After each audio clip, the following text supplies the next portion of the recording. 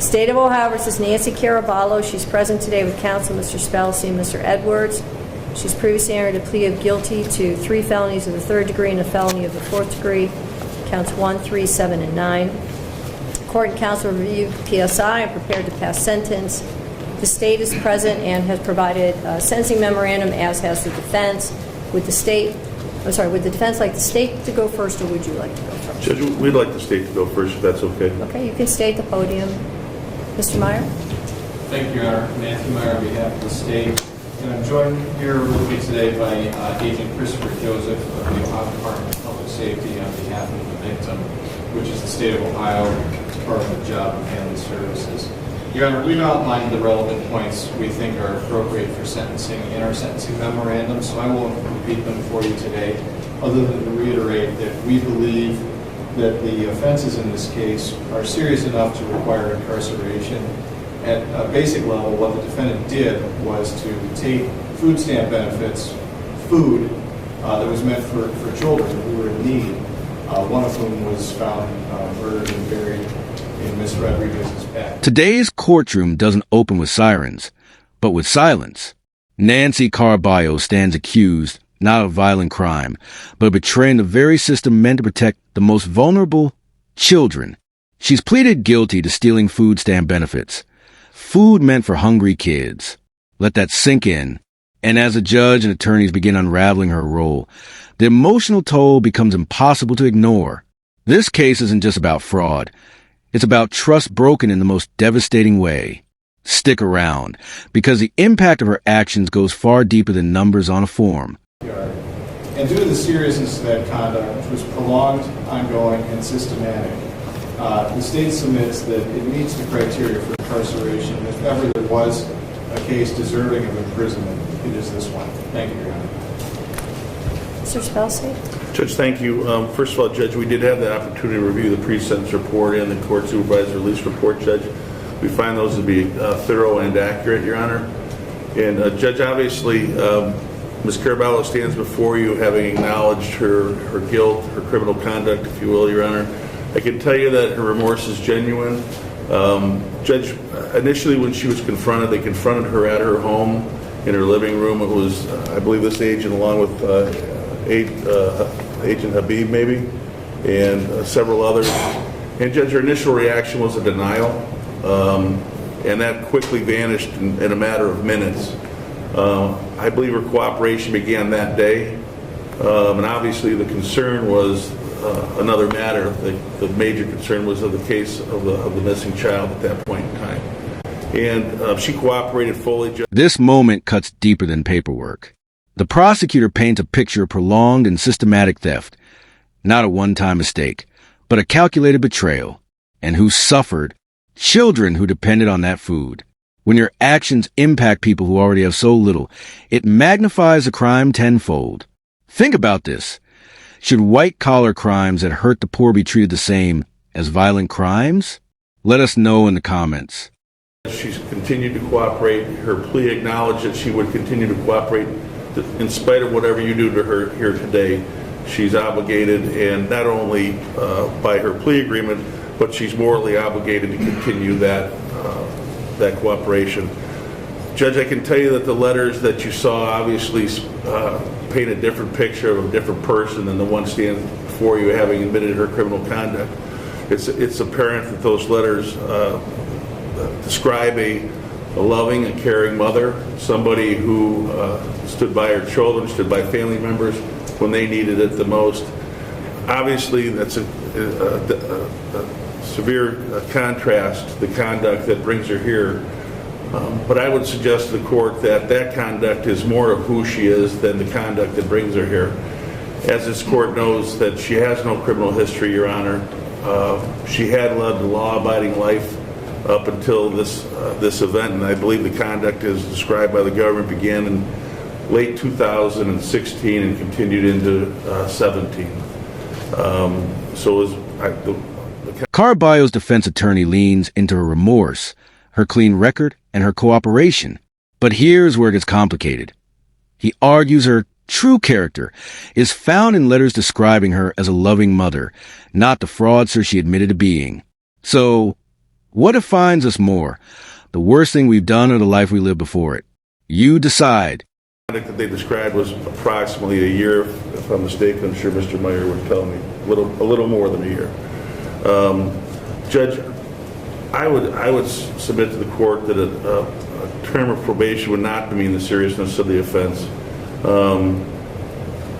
I would suggest that her prior conduct, her prior non-criminal record, her characters described in those letters is sufficient, and her responsibility that she demonstrated to the court while she was on court supervised release, that she is amenable to following probation.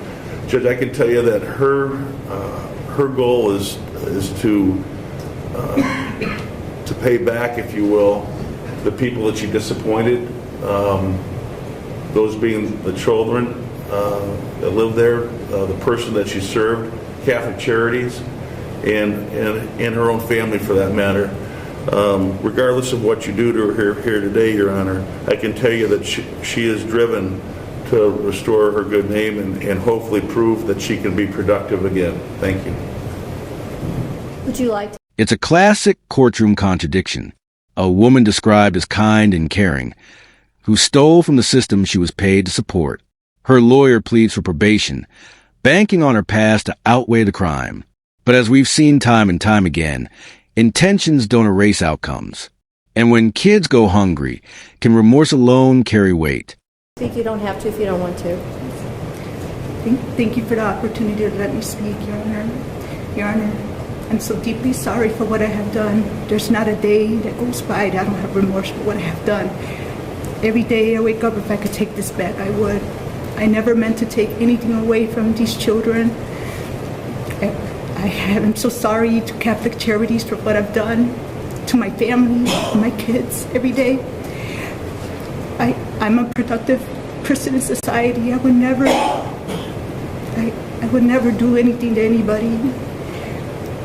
I have to live with this pain for the rest of my life, and there's not a day that goes by that I wish that I could take all of this back, but I can't. If this is a mistake that I made, I'm just so sorry, and I would do whatever it takes to just be back in society. I mean, it's something that I would never in my life do again. Why did you do this?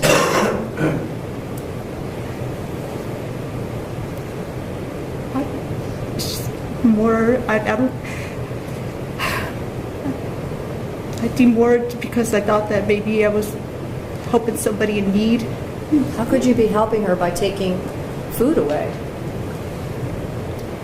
Just think sometimes I feel like I just got brainwashed, you know?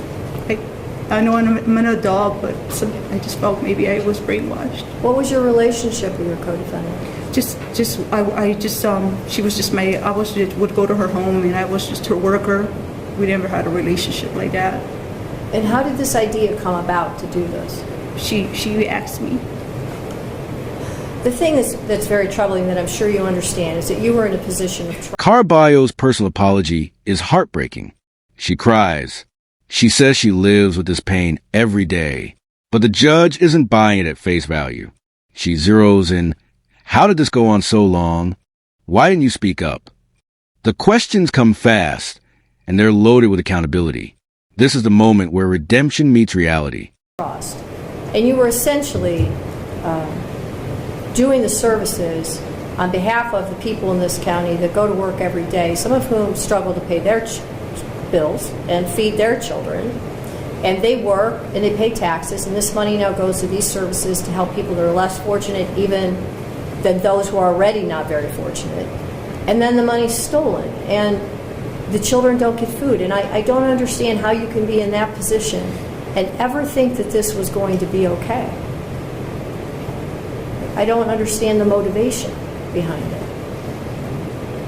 Your Honor, there's not a day that goes by that I don't have I'm sorry, I remorse. couldn't hear you. There's not a day that goes by that I don't have no pain for what I've done, for my actions. This is a big mistake that I've done, and this is something I would never do again. Just not a day. But it went on for a while, right? Yes. Right. So at any time you could have stopped. At any time you could have told the truth. Yes. and you did. The judge's disappointment shifts into sentencing mode. She delivers 36 months in prison, despite Caraballo's plea for mercy. And what's striking, she reminds everyone that even without a criminal record, this betrayal was severe. You can almost feel the gravity of the moment settle across the room, like a final verdict on integrity itself.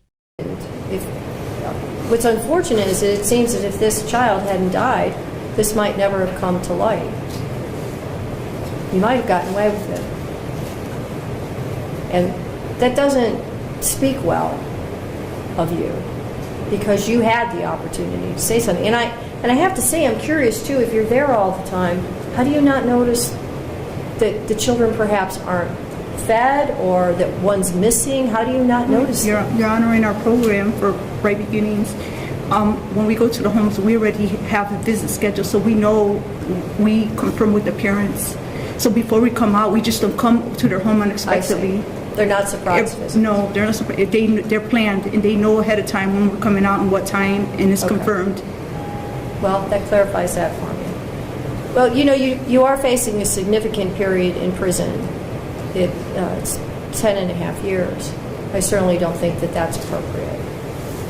You don't have a prior criminal record, but I also don't think probation is appropriate. This is still a very serious breach of trust. So your sentence as follows. In count 1, a felony of the 3rd degree to 36 months in prison. Count 3, a felony of the 4th degree, 15 months in prison. Count 7, a felony of the 3rd degree, 36 months in prison. Count 9, felony of the 3rd degree, 36 months in prison. All counts to be served concurrent to each other for a total sentence of 36 months. You will receive full credit for any time served. The court waives your fines, fees, and costs due to the remand. There is a restitution request, joint and several, between you and your co-defendant. Your portion is $5,029 payable to Ohio Jobs and Family Services. You will be placed on post-release control for up to 3 years. If you violate the conditions of post-release control, the parole board must impose an additional prison term for up to 1/2 of any prison term that I've imposed. This is a discretionary period of post-release control, and that decision will be made alone by ODRC. Are there any questions from the state? No, Your Honor. Thank you. Any questions from the defense? No, Your Honor. Good luck, Ms. Caraballo. Okay. Thank you. Thank you, Judge.